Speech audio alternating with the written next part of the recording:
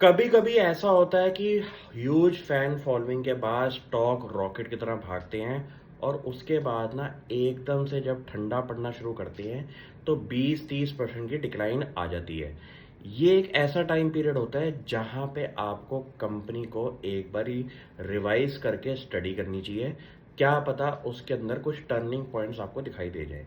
इसी थीम पे मेरे सामने एक कंपनी है RHIM, जिसने आज से 2 साल पहले 2022 के अंदर दालमिया भारत रिफ्रैक्ट्रीज का बिजनेस खरीदा था और कंसोलिडेशन करके अपनी कंसोलिडेशन बुक के अंदर अपनी मार्केट लीडरशिप को और स्ट्रांग किया था।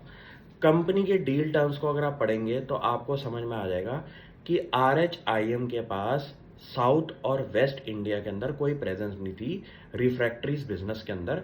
कंपनी ने एक एक्विजिशन करके आज की डेट में पूरे इंडिया के मैप में अपनी प्रेजेंस को अपना स्ट्रांग कर लिया है।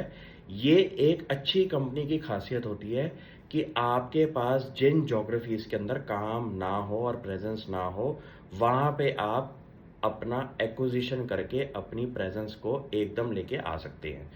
दूसरी चीज क्या है कि ये एक ऐसा बिजनेस है रिफ्रैक्ट्रीज का जहां पे स्टील इंडस्ट्री का एक कोर कंपोनेंट होता है मैन्युफैक्चरिंग के अंदर।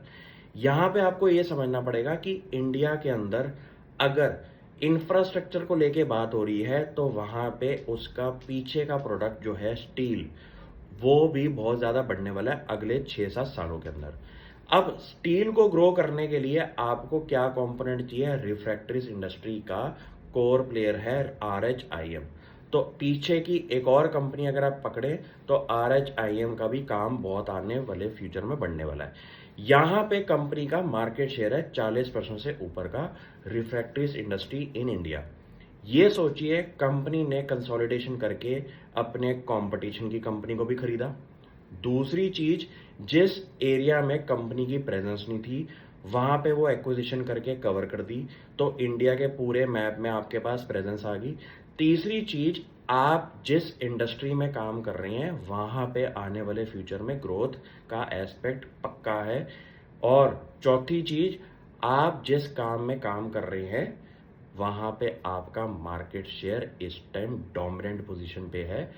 ये चीजों का आपके पास एक फॉर्मूला तैयार करके चीज बनती है value stock at a discount अगर मिले। इन चीजों पे फोकस करें और बताएं मेरे को कोई दिक्कत हो तो।